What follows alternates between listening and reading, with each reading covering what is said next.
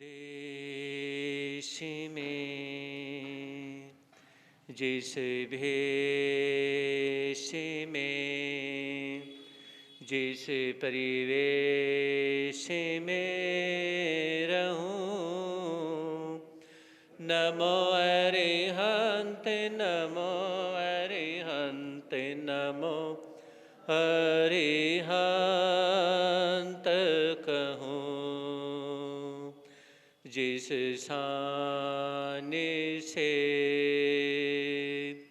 जिस नाम से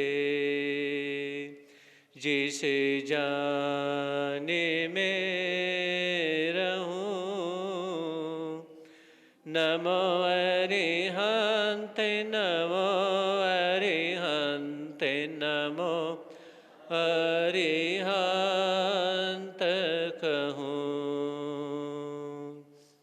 जिस प्यारे से जिस ख्वारे से जिस संसार में रहूं, नमो अरिहंत नमो अरिहंत नमो अरिहंत कहूं। है समय नदी के धार के जिसमें सब बह जाया करते हैं। है समय बड़ा तूफान प्रबल पर्वत झुक जाया करते हैं। अक्सर दुनिया के लोग समय में चक्कर खाया करते हैं, लेकिन कुछ ऐसे होते जो इतिहास बनाया करते हैं, इतिहास बनाया करते हैं। चरम तीर्थंकर शरमण भगवान महावीर स्वामी के चरणों में कोटि से वंदन अभिवंदन। पूज्य गुरुदेव के पावन चरणों में असीम आस्था के साथ कोटि से वंदन अभिवंदन। धर्म प्रेमी बंधुओं, सुनेंगे आप लोग भगवान महावीर की अंतिम देशना उत्तराधीन सूत्र के माध्यम से। उत्तराधीन सूत्र में श्रद्धा परम दुर्लभ एक सूत्र मेरे महावीर देते हैं। श्रद्धा परम दुर्लभ है। एक संसार में एक ही चीज दुर्लभ है, श्रद्धा। और किसी चीज को हम दुर्लभ मानते हैं तो मानुष चोले को दुर्लभ मानते हैं कि इंसान का चोला मिलना बहुत मुश्किल है, लेकिन उससे भी ज़्यादा मुश्किल है श्रद्धा का होना। श्रद्धा होगी तो मनुष्य का चोला आपको जरूर मिलेगा। आपकी श्रद्धा इकट्ठी होगी, आपकी श्रद्धा ही आपके पुण्य को बढ़ाएगी, आपके त्याग को बढ़ाएगी। अगर आपके पास में श्रद्धा नहीं है तो फिर वो किसी भी जन्म में आपको मनुष्य का चोला नहीं दिलवा सकती है। यूँ समझिए कि मनुष्य का चोला एक ऐसा टॉय है, एक ऐसी चीज है जिसे हम अपनी श्रद्धा से खरीदते हैं, जिसे हम पुण्य से खरीदते हैं। हमारा पुण्य, बहुत सारा पुण्य खर्च हो जाता है, तब जाकर के कहीं हमें मानुष का चोला मिलता है। तो इसी तरह से अनंत जन्मों तक अनंत अनंत श्रद्धा का इकट्ठा होना, और श्रद्धा इकट्ठी होने के बाद में हमारे पास में यूं कहें कि पुण्य इकट्ठा होता है। और फिर क्या होता है, फिर हम वो सारा पुण्य खर्च करते हैं, वो खर्च हमारा हो जाता है और हमें मानुष का चोला मिलता है। फिर मानुष का चोला मिलने के बाद में बहुत से इंसान उस खिलौने को ऐसे ही मस्ती करने में, चाबी भरने में, उछालने में, है ना, अपना टाइम निकाल देते हैं। जैसे एक छोटे बच्चे को आपने एक टॉय ला के दिया, वो बच्चा क्या करता है, उस टॉय को खेलता है, वो रिमोट के द्वारा चलता है तो रिमोट से उसे चलाता है, चाबी भर के चलता है तो चाबी भर के चलाता है ना। कभी उसके ऊपर बैठता है, कभी कैसे करता है, उसके साथ मस्ती करता है। उसी तरह से इंसान भी एक ऐसा बच्चा है, अनाड़ी बच्चा है। कुछ बच्चे समझदार होते हैं, मैच्योरिटी उनके पास में होती है। इसी तरह से मनुष्य का चोला मिलने के बाद में कुछ व्यक्ति ऐसे अनाड़ी होते हैं कि इसको एक टॉय, इसको एक खिलौना समझ लेते हैं। क्योंकि जैसे पेरेंट्स के द्वारा एक बच्चे को टॉय देना, फिर उसके बाद में बच्चा 10-12 साल का होता है, उसे साइकिल मिल जाना, फिर और बड़ा होता है उसे स्कूटी या बाइक मिल जाना, फिर और बड़ा होता है उसे गाड़ी मिल जाना। इस प्रकार से जब उसे चीज़ मिलती रहती है तो वो अपने पिता की कमाई हुई कीमत को नहीं समझ पाता है, उस दौलत को नहीं समझ पाता है। तो महापुरुष ये कहते हैं कि जब वो खुद कमाना शुरू करता है तो उसे एहसास होता है कि कमाई कैसे की जाती है। अपने बाप के 1 करोड़ रुपये भी उड़ा देने में बेटे को जोर नहीं पड़ता, और अपनी ही कमाई अगर 1000 रुपये भी अगर कहीं पर्स में से निकल के गिर जाए तो दुख होता है। 1 लाख रुपये भी अगर खो जाए तो बोलो दुख होता है। लेकिन अगर बाप के 1 करोड़ रुपया भी अगर डूब जाए, अगर किसी तरह से बेटा, यानी कि जो जुआ खेलता है, आजकल तो फोन पे ही सारे जुए खेले जाते हैं, तो बेटे को इतना दुख नहीं होता है। तो कहने का तात्पर्य है, हमें भी एक टॉय दिया है, टॉय हमें मिला है, और वो टॉय हमने बहुत सारे पैसे, अपने गुल्लक के पैसे खर्च करे हैं। बहुत सारे पैसे खर्च करने के बाद में, है ना, मतलब बहुत सारी श्रद्धा खर्च करने के बाद में, बहुत सारा पुण्य खर्च करने के बाद में आपको ये टॉय मिला है। जो आप बैठे हुए हैं ये आपका टॉय है, ये आत्मा का टॉय है, ये आत्मा का खिलौना है। इस खिलौने को आप जैसे चाहें वैसे इसे यूज कर सकते हैं। समझे नहीं? स्वामी रामतीर्थ अमेरिका में जाते हैं।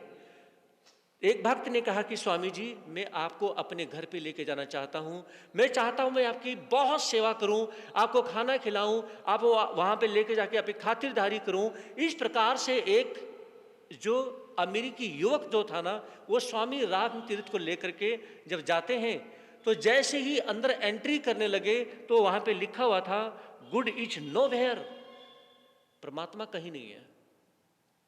रामतीर्थ ने देखा कि कमाल है, इसने लिखा गॉड इज नो वेयर, परमात्मा कहीं नहीं है। उन्होंने क्या किया, गॉड इज नो उसके पीछे डब्लू लगा दिया और हेयर अलग कर दिया।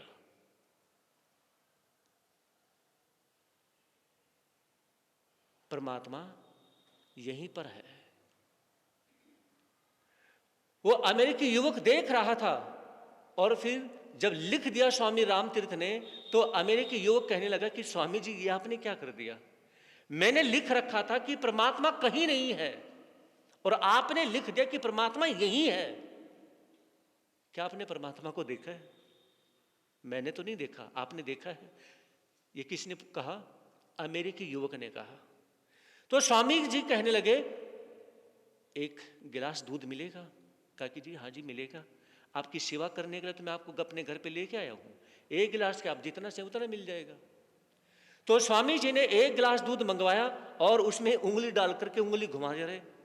1 मिनट 2 मिनट जब देखा तो अमेरिकी युवक कहने लगे, स्वामी जी इसमें क्या ढूंढ रहे हैं आप? आपको चीनी चाहिए, शक्कर चाहिए, बताइए क्या लेना है? मुझे कुछ नहीं लेना है। तो फिर आप इसमें उंगली डाल करके घुमा रहे हैं? आप ऐसे पढ़े लिखे विद्वान संत हैं और आप दूध में उंगली घुमा रहे हैं। तो उसमें स्वामी रामतीर्थ कहने लगे कि सुनो, मैं इसमें घी ढूंढ रहा हूं, मिल ही नहीं रहा, पता नहीं कहां चला गया।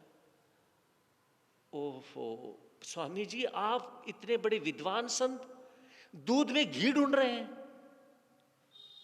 तो स्वामी रामतीर्थ कहने लगे, अरे घी तो ढूंढ रहा हूं ना, मुझे घी नहीं मिल रहा, मेरा मन हो रहा है कि मैं घी खा लूं, तो मैं आपको अलग से ला के देता हूं। नहीं, मुझे तो दूध में से निकालना है। स्वामी जी, ऐसे दूध में से कभी घी निकलता है? गिलास में आपने दूध ले रखा है, ऊपर से उंगली घुमा रहे हो, ऐसे कभी घी निकलता है? घी निकालने के लिए दूध में से तो बहुत लंबी अवधि है, ऐसे घी नहीं निकलता। तो स्वामी रामतीर्थ कहने लगे, मैं आपको यही समझाना चाहता था, जैसे दूध में से डायरेक्ट घी नहीं निकलता, इसी तरह से डायरेक्ट परमात्मा कभी नहीं मिलता।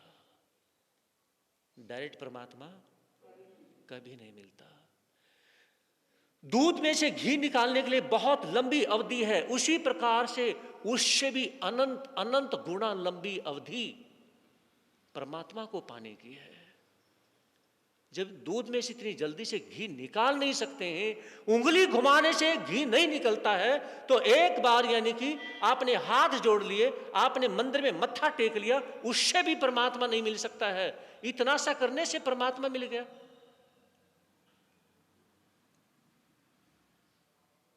स्वामी जी के चरणों में वो अमेरिकी युवक गिर जाता है और माफी मांगता है।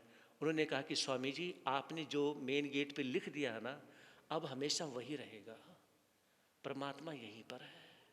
आज मुझे एहसास हुआ कि परमात्मा मेरे अंदर है, परमात्मा मेरे घर के अंदर है, मेरे परिवार के जितने सदस्य हैं उनके अंदर क्या है, उनमें परमात्मा है। आज उन्हें बहुत अच्छा लगा। जब भी आप पॉजिटिव सोच रहे हैं, जब भी आप पॉजिटिव बोल रहे हैं, जब भी आप पॉजिटिव कर रहे हैं, जब भी आप पॉजिटिव करवा रहे हैं, जब भी आप पॉजिटिव देख रहे हैं, जब भी पॉजिटिव सुन रहे हैं, तो आपके दिल में परमात्मा है। आपके शरीर में, बोला करो ना, परमात्मा है। आपने पॉजिटिव सोचा, यही परमात्मा है। अब देखिए, किसी के घर में नेगेटिव एनर्जी है और धर्म स्थान के अंदर पॉजिटिव एनर्जी है ना। अब महसूस करें, ये एनर्जी यहां से कोई खाने को मिल रही है, लेकिन मैं कहना चाहूंगा ये एनर्जी खाने को मिलती है। धर्म स्थान में जाते हैं तो बहुत कम आप खाना खाओगे, तो वहां पे आपको बहुत अच्छा लगता है। याद रखें, हवा और पानी, इससे बढ़कर के कोई एनर्जी दुनिया में है ही नहीं। सबसे बड़ी एनर्जी कोई चीज है तो वो हवा है और पानी है। और हमारे धर्मस्थान में ये दो चीजें बड़ी पावरफुल होती हैं, चाहे वो राम मंदिर है, हनुमान मंदिर है, शिव मंदिर है, महावीर मंदिर है, कोई भी है। इन मंदिरों में क्या है, पॉजिटिव एनर्जी यही है। आप अपने घर में देखते हैं वहां पर नेगेटिव एनर्जी है, लेकिन धर्म स्थानों के अंदर पॉजिटिव एनर्जी है। समझ रहे हैं? कोई भी किसी के धर्म स्थान को छोटा बता सकता है, कोई भी किसी भी अपने धर्म स्थान को, बोलते क्यों नहीं, बड़ा बता सकता है। आपके छोटे बताने से, आपका किसी धर्म स्थान को अपना बड़ा बताने से, किसी और का छोटा बताने से उस धर्म स्थान की पॉजिटिव एनर्जी कम या ज्यादा नहीं होने वाली। हाँ जी, कम या ज्यादा नहीं होने वाली। वहां पर हजारों लोग आते हैं तो वो पॉजिटिव एनर्जी बढ़ेगी।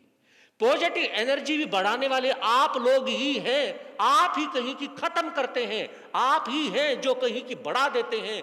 अब मान लीजिए जो फेमस मंदिर है, वहां पर हजारों लोग श्रद्धा से जहां पे जाएंगे, जितनी ज्यादा पब्लिक श्रद्धा से जाएगी उतनी ज्यादा पॉजिटिव एनर्जी वहां पर बढ़ेगी। यही मेरी बात है, वहां पर उतनी पॉजिटिव एनर्जी बढ़ेगी। जैसे जो फेमस है, आप माता वैष्णो देवी मंदिर जाते हैं, या आप बालाजी जाते हैं, या महावीर जी जाते हैं, या उससे भी सबसे बड़ी अगर इंडिया में कोई जगह है तो वो कौन सी है, समेध शिखर जाते हैं, जहां पे 20 तीर्थंकर जिन्होंने अपने शरीर को छोड़ा, यानी कि निर्वाण को प्राप्त किया है, वहां कितनी पॉजिटिव एनर्जी है ना। जहां पर इतने तीर्थंकर हैं और जहां पर लाखों लोग दर्शन करने के लिए जाते हैं, वहां पर और पॉजिटिव एनर्जी है। यही मेरा कहना है, ये जो एनर्जी है यही परमात्मा है। अगर आप कहें वहां पे आप गए हैं, आपको सुकून मिला है, संत साध्वी के पास में बैठते हैं, आपको सुकून मिलता है, यही पॉजिटिव एनर्जी है और यही परमात्मा के दर्शन है। परमात्मा कौन सा आपके सामने आके खड़े थोड़ी होंगे। जब हमारे मन में डाउट नहीं है कि हमें परमात्मा नहीं मिला। हाँ जी, प्रधान जी, फौजी साहब, दर्शनलाल जी, हमारे मन में, कोई साधु साध्वी के मन में कोई डाउट नहीं है कि हमें परमात्मा नहीं मिला। अगर आप ये कहें कि आपको परमात्मा मिल गया, मैं तो एक ही बात कहूंगा हाथ जोड़ के, मुझे परमात्मा मिल गया। कैसे? जब इतनी पॉजिटिविटी मेरे पास में है। अरे मैंने संसार के कितने सारे कार्य छोड़ दिए, मैं शरीर से, यानी कि कोई अपाहिज नहीं, कोई तरह की, और सब कुछ अपनी मर्जी से छोड़ करके जब यहाँ पे आ गए, तो मुझे तो जहाँ अच्छा मिला मैं वहीं पे तो जाऊंगा ना। बोलते क्यों नहीं? आपको जहाँ पे अच्छा मिलेगा आप जाओगे। मुझे यहाँ पर अच्छा मिला, मैं यहाँ पे आ गया। क्यों?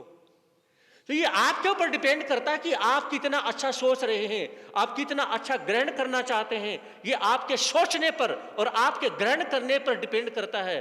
आप ही हैं, एक दिन में एक व्यक्ति के प्रति आप बुरा बोलते हैं, उसी व्यक्ति के प्रति आप अगले दिन अच्छा बोल देते हैं। हाँ जी, आप एक व्यक्ति के प्रति अच्छा बोल दिया और उसी व्यक्ति के प्रति आपने अगले दिन बुरा बोल दिया, उसी व्यक्ति के प्रति आपने तीसरे दिन फिर अच्छा बोल दिया, चौथे दिन उसी व्यक्ति के प्रति। अब ये क्या आप उस व्यक्ति को बदल रहे हैं? वो जैसा वो तो वैसा ही रहेगा।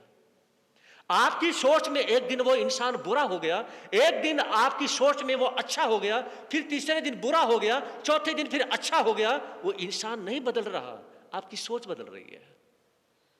आप नेगेटिव हो रहे हैं, आप पॉजिटिव हो रहे हैं। तो आपके नेगेटिव होने से, पॉजिटिव होने से कोई फर्क नहीं पड़ने वाला। वो व्यक्ति अपनी श्रद्धा में, अपने परमात्मा की आस्था में है। तो इसलिए स्वामी रामतीर्थ ने कहा परमात्मा यही है, यही है परमात्मा।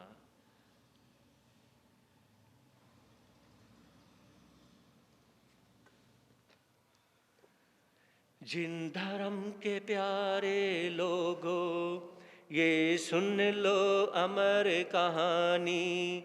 हम भूल गए हैं जिनको, जरा याद करो कुर्बानी।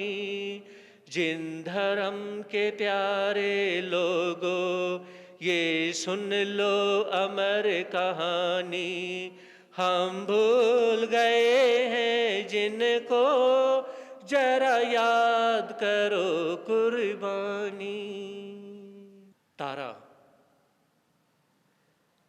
अब ये कहानी लगभग 2-3 दिन में पूरी हो जाएगी। शमशान घाट में पहुंचने के बाद में और हरिश्चंद्र से जब ये होता है, हरिश्चंद्र पूछते हैं कि आप अकेली नारी यहाँ पर अपने बच्चे की अंत्येष्टि करने के लिए आई है, क्या आप विधवा हैं जो इस प्रकार से आप आई हैं? क्योंकि विधवा नारी ही शमशान घाट में आ सकती है। तो बताइए आपके साथ में ये ऐसी परेशानी कैसे घटित हो गई? तो तारा कहने लगी आप अपनी जुबान को लगाम दीजिए। जिस बात का पता नहीं होता वो बात पूछी जाती है, ना कि बोली जाती है। आप इसका प्रॉमिस करेंगे? हाँ जी, प्रॉमिस करोगे इसका? कई बार हमारे पास ऐसे भाई बहन आते हैं कि महाराज जी हमने सुना है कि ऐसा होगा, हमने सुना है वैसा होगा, हमने सुना है आपका चातुर्मास वहाँ होगा, हमने सुना है कि आप चातुर्मास में ये करवाएंगे, हमने सुना है कि आप वो करवाएंगे, है ना। सुनी सुनाई बातों पर मेरा तो बिल्कुल भी 1% विश्वास नहीं है। और जो इस प्रकार की बात लेके आता है उससे मेरा संभलने का जरूर हो जाता है। क्योंकि आज ये जिसने बात उठाई है तो इसका मतलब क्या है, इस व्यक्ति से थोड़ा संभलना जरूरी है। समझ रहे? एडवांस मैच्योरिटी में जाने का प्रयास रहता है। मैं कहना चाहूँगा आप ये प्रॉमिस करें कि आप आंखों देखी कानों सुनी पे विश्वास करें, और वो बात भी सारी जगह बोलने की नहीं होती है। मेरे महावीर ने एक बात कही है कि आंखों देखी कानों सुनी बात पर भी, सुनने और देखने के बाद भी सारी बातें हर जगह कहने की और बोलने की नहीं होती है। कुछ बातें पेट में रखना भी सीख लिया करो, है ना। आज अगर आपने पेट में बातें रखना नहीं सीखी, याद रखें कभी किडनी खराब होगी, कभी लीवर खराब होगा, कभी पथरी होगी, कभी कुछ होगा, कभी खाना डाइजेस्ट नहीं होगा। ये परेशानी उन लोगों को ज़्यादा आती हैं जिनका भाव, बोलने का भाव कुछ ज्यादा ही रहता है। समझ रहे मेरी बात को? जिनका बोलने का भाव ज्यादा रहता है, कुछ बातें अपने दिल में भी रखा करो, और सुनने के बाद में कोई व्यक्ति बोल रहा हो तो उसको क्या करना है, उसको बोला करो, भाई मैंने तो सुना नहीं, आपने कहां से सुन लिया, इसको बात को यहीं खत्म करें। खत्म करना सीखें। अपने से सीनियर के प्रति ध्यान दें। जूनियर के प्रति कोई बात बोली गई है, उतना बंधन नहीं होता है। सीनियर के प्रति कोई बात सुनी भी जाती है, अगर सुन भी ली तो भी आपकी गलती है, आपने सुनी कैसे? एग्जाम्पल, आपने मेरे प्रति सुन ली है, आपने देखी नहीं, और आप कोई बोल रहा आपने सुन ली है, तो पाप का बंधन तो आपका भी हो गया, क्योंकि आपने इनडायरेक्टली मुझे रिस्पेक्ट, बोलते क्यों नहीं दी, इनडायरेक्टली आपने मुझे रिस्पेक्ट नहीं दी, मेरे सामने नहीं, अलग से सुन रहे थे तो रिस्पेक्ट नहीं दी। आज तक इतने दिनों से आप यानी कि मुझे सुन रहे हैं, और आज सुनने के बाद में किसी और से अगर इनडायरेक्टली रिस्पेक्ट आपके दिल में नहीं आई, तो पाप का बंधन तो आपका हो ही गया, मेरा तो कुछ नहीं बिगड़ा। समझे नहीं? मेरा तो पाप का बंधन नहीं हुआ, आपका जरूर हो गया। तो कहने का तात्पर्य क्या है? विचार करिए, समझिए। भगवान महावीर चंद्र कौशिक को कहना चाहते हैं, जो सर्प है, खूंखार सर्प है, समझो, क्यों नहीं समझना चाहते हो? सर्प बन गए हो, अब तो सुधर जाओ। अब भी नहीं सुधरे तो कब सुधरोगे? तो मेरे कहने का तात्पर्य, जिस बात को आप नहीं जानते उसको किसी चौराहे पर किसी भाई बहन के सामने बोलो मत। समझ रहे? तारा ने यही बात कही है। क्या आप जानते हैं मैं सदवा हूं या मैं विधवा हूं? क्यों बोला आपने? अरे अपनी जुबान बुरी करने से अच्छा है आप मेरे से पूछ लो, क्या ऐसा हुआ है? गलत तो नहीं कहा? क्या ऐसा हुआ है? एक इंसान किसी से सुन लेता है और सुनने के बाद में दूसरे को कुछ बोलता है। एक ने कहा कि मैंने आज इतना बड़ा सर्प देखा, एक सांप देखा, इतना बड़ा था, है ना, उसने किसी को बता दिया। वो व्यक्ति सुनता है, वो तीसरे व्यक्ति को कहता है इतना बड़ा सर्प देखा। वो सुन के अगले को बताता है इतना बड़ा देखा। वो देखता है इतना बड़ा देखा, और वो सांप इतना बड़ा हो जाता है कि पूरी गली में भी नहीं आता। समझ रहे? पूरी गली में वो सांप ही नहीं आता। ऐसी ऐसी बातें तारा कहना चाहती कि सुनो, अगर किसी बात का पता नहीं तो बोला मत करो, पहले मेरे से भी तो पूछ सकते हो। और ये बात कोई नारी बर्दाश्त नहीं करती है। आप पूछ भी सकते हैं, आप सदमा हैं, विधवा हैं, आपने अपनी तरफ से बोला क्यों?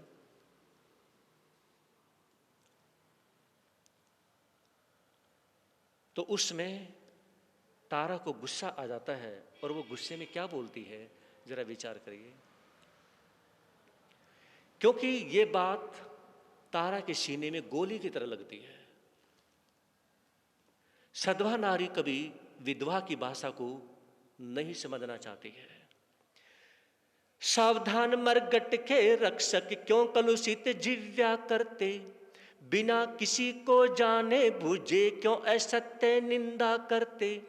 तुमने जानते मेरे जीवन प्राण सत्य के पालक हैं, कर सरसो निछावर जग में पुण्य धर्म के संचालक हैं। सत्य धर्म की रक्षा के हित राज्य त्याग संकट भोगा, वंदनीय महनीय जगत में ऐसा और न जन होगा।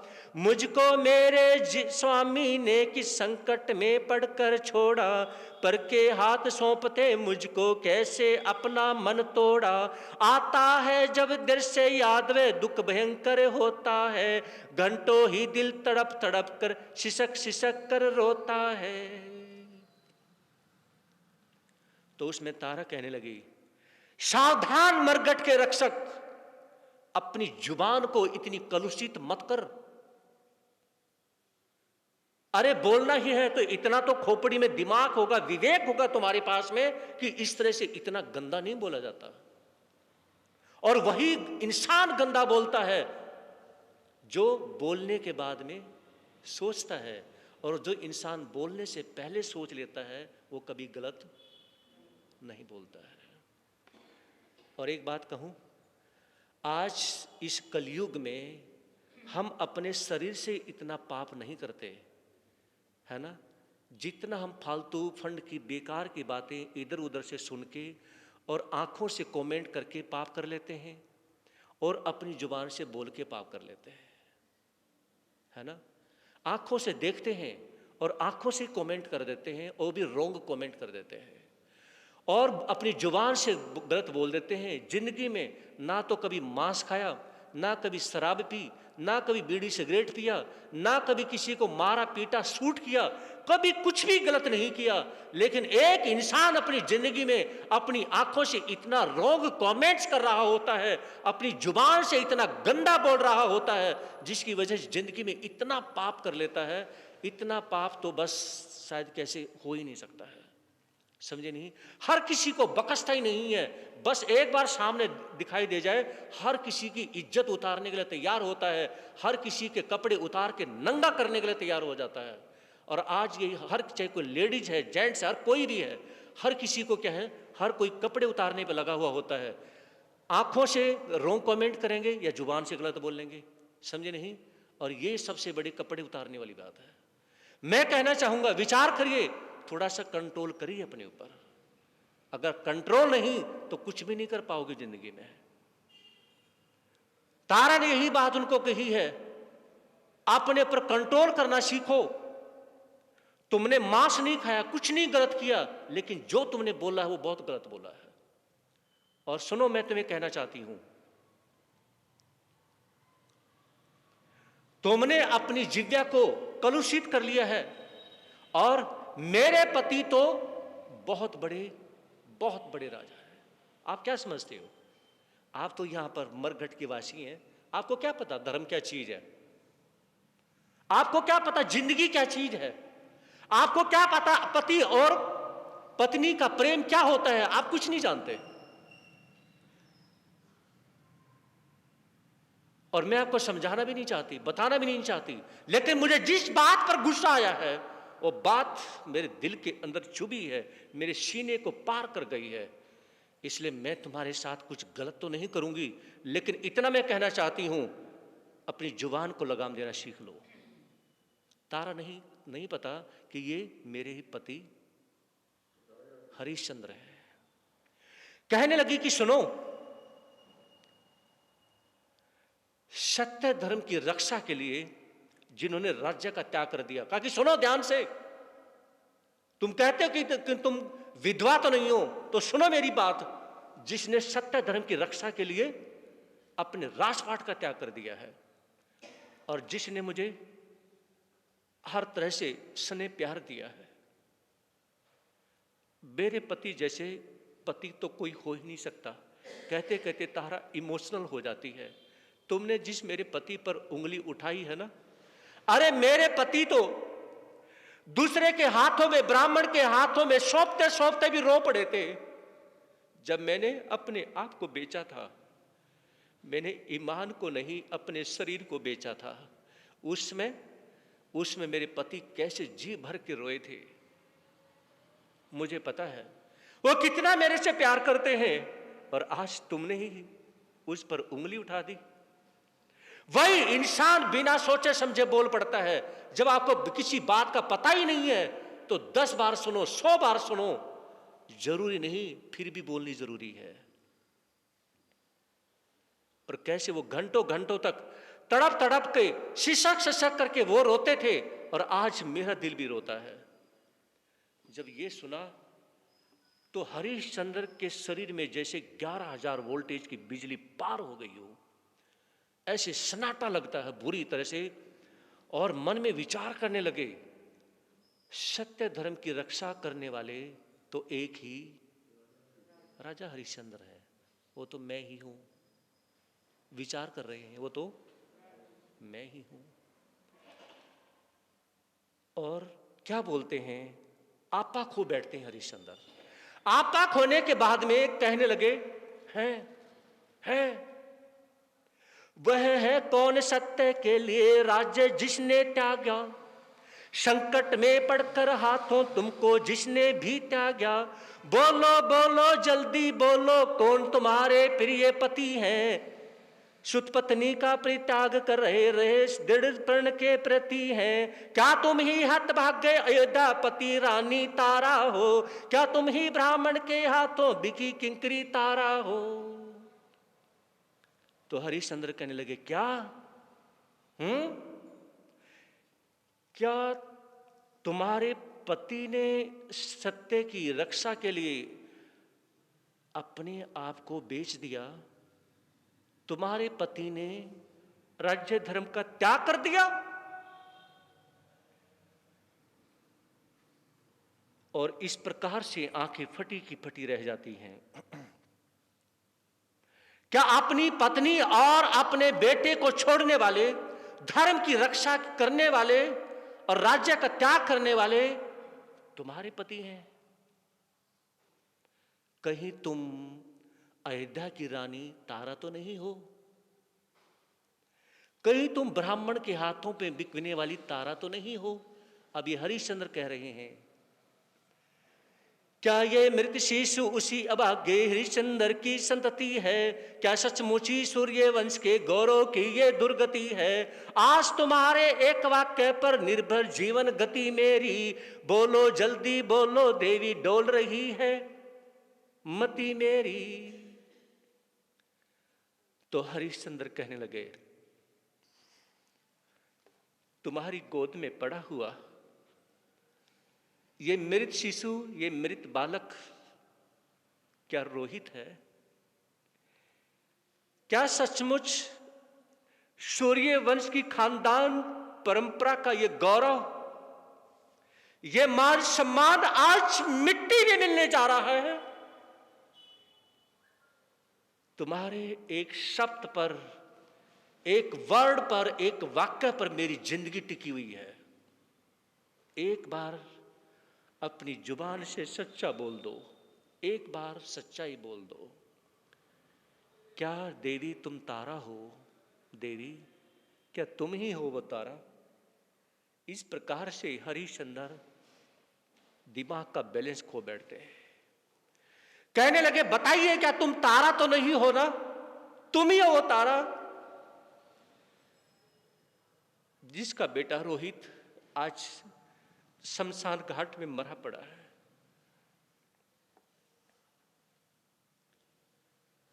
इस प्रकार से जब हरिश्चंद्र पूछते हैं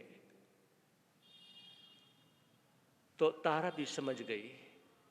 जिन्होंने ये बता दिया कि मैं ब्राह्मण के हाथों में बिकी हूं, जिन्होंने ये बता दिया कि मैं अयोध्या की रानी तारा हूं, तो इसका मतलब यही मेरे पति राजा हरिश्चंद्र है। और देखिए,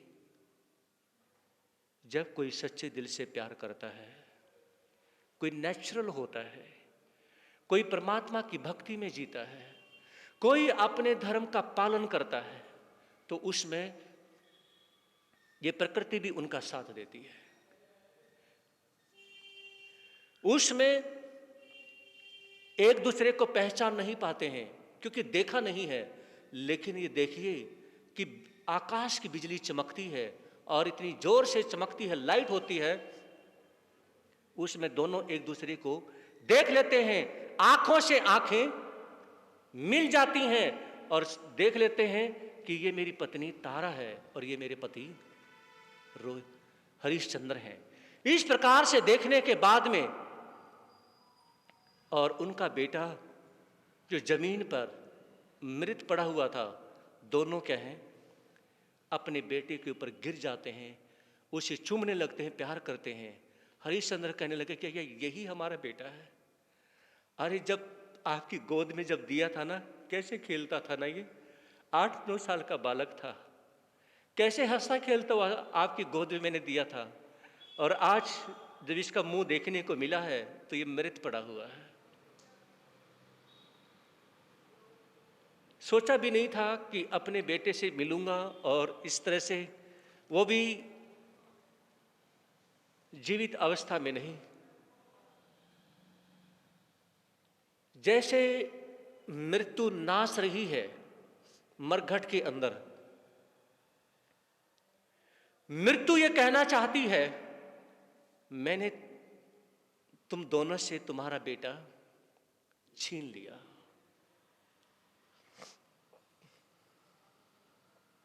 लेकिन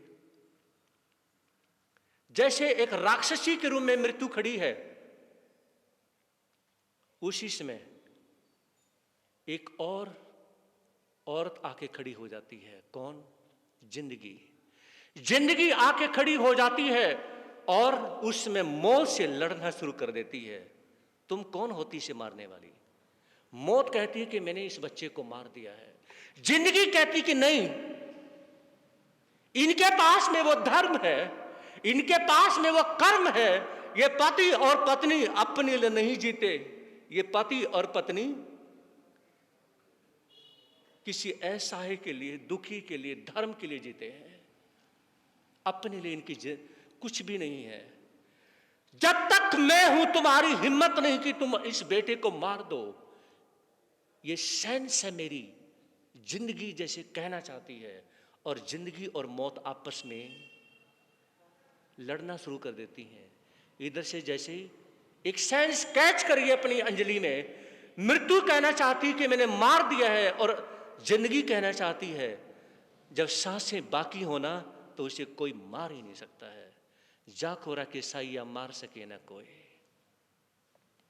तो उसमें विचार करिए।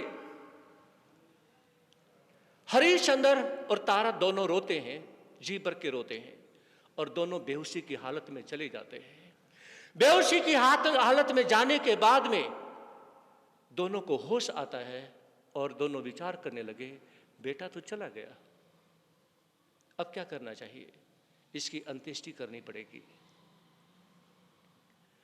तो उसमें दोनों रो रहे हैं, बुरी तरह से रो रहे हैं।